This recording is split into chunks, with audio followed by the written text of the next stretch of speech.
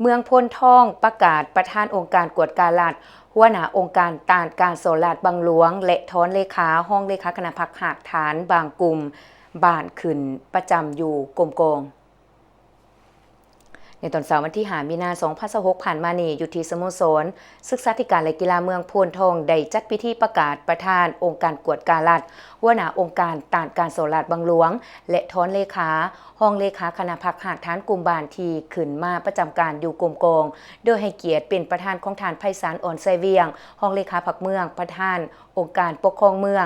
ฐานปริญญาเอกศรีสุขพงษ์พีจิตห้องประธานองค์การกวดการรัฐแขวงมีห้องเลขาพรรคเมืองคณะประจำพรรคเมืองกรรมการพรรคเมืองหัวหน้า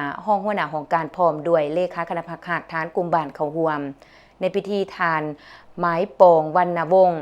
ห้องหัวหน้าคณะจัดตั้งเมืองได้ผ่านขอตกลงประธานองค์การกวดกาแห่งรัฐฉบับเลขที่51ทับโอโกโฮโลนครหลวงเวียงจันทร์ลงวันที่3 กุมภาพันธ์ 2026มาโดยการแต่งตั้งประธานองค์การกวดการัฐและหัวหน้าองค์การต้านการโซลาดบางหลวงเมืองโพนทองแขวงจำปาสักตกลงเห็นดีแต่งตั้งทานจำปาแดงศรีหาวงศ์เป็นประธานองค์การกวดการัฐและหัวหน้าองค์การต้านการโซลาดบางหลวงเมืองโพนทองแขวงจำปาสักพร้อมเดียวกันนั้นในพิธียังได้ผ่านมติตกลงฉบับเลขที่23ทับคจพมพทลงวันที่3 มีนาคม 2026ว่าด้วยการบ่งตัวแต่งตั้งเลขาคณะพรรคหากฐานบางกลุ่มภายในบ้านเมืองโพนทองโดยเห็นดีแต่งตั้งสหายลำไม้จันทีลาดกรรมการพรรคเมืองห้องประธานกวดกาพรรคเมืองเป็น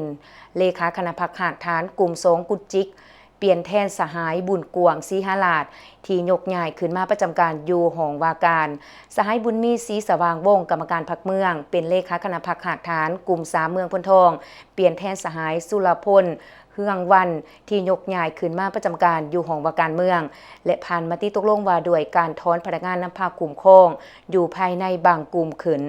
บ้านมาประจำการอยู่กรมกองพิธียังได้รับฟังการโอลมจากทานประธานกองประชุมเติมอีก